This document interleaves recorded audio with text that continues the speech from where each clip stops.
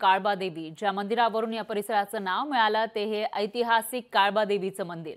दक्षिण मुंबईमध्ये उच्चभ्रू वस्तीमध्ये वसलेल्या काळबादेवी मंदिराचा इतिहास काय आहे जाणून घेऊयात माझी सहकारी अंकिता सोबत। नमस्कार, मी अंकिता जाधव।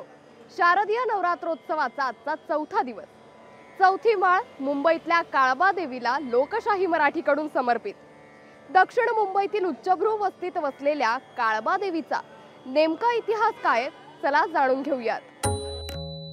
काळबादेवी, ज्या मंदिरावरून या परिसराचं नाव मिळालं ते हे ऐतिहासिक मंदिर काळबादेवीचं मंदिर।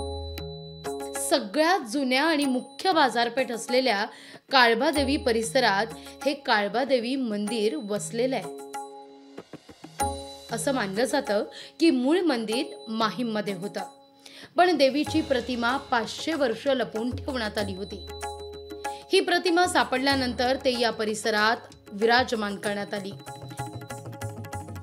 आणि सध्याच्या बांधकामाचा संपूर्ण खर्च हा सरकारनंच केला। या मंदिरामागे 300 वर्षांचा इतिहास आहे।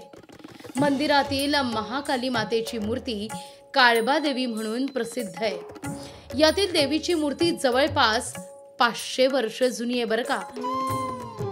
या मंदिरात आजही अत्यंत साधेपणानं नवरात्र उत्सव संपन्न होतो। या काळात देवीच्या दर्शनाकरता भक्तगण अगदी दूरवरून येत असतात। काळबादेवी मंदिर हे प्राचीन मंदिर आहे। प्राचीन मंदिरापैकी एक आहे। या मंदिराला इथं 250 वर्ष पूर्ण झालेली आहेत। ब्रिटिशांच्या काळात हे मंदिर आझाद मैदान इथं होतं। त्यांच्या दबावामुळे हे मंदिर ह्या रोडला आणण्यात आले। तेव्हापासून हे इथं 250 वर्षापूर्वी स्थापित झालेली देवी आहे।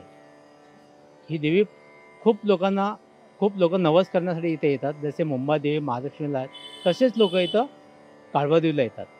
खूप साक्षात देवी आहे ही। देवीचं रूप म्हणजे जे एक वेळा इथं नवस फेडायला भरपूर लोक वगैरे येतात आणि ते नवस फेडून वगैरे जातात। अशा या दक्षिण मुंबईतील उच्चभ्रू वस्तीत वसलेल्या काळबादेवीला लोकशाही मराठीकडून नवरात्रोत्सवानिमित्त चौथी माळ समर्पित। उद्या भेटूया नव्या देवीच्या जागराला, दर्शनाला। तोपर्यंत पाहत राहा लोकशाही मराठी। कॅमेरा पर्सन विनीत पेडणेकर सोबत मी अंकिता जाधव, लोकशाही मराठी, मुंबई। लोकशाही मराठी ऐका, पहा, जागरूक रहा।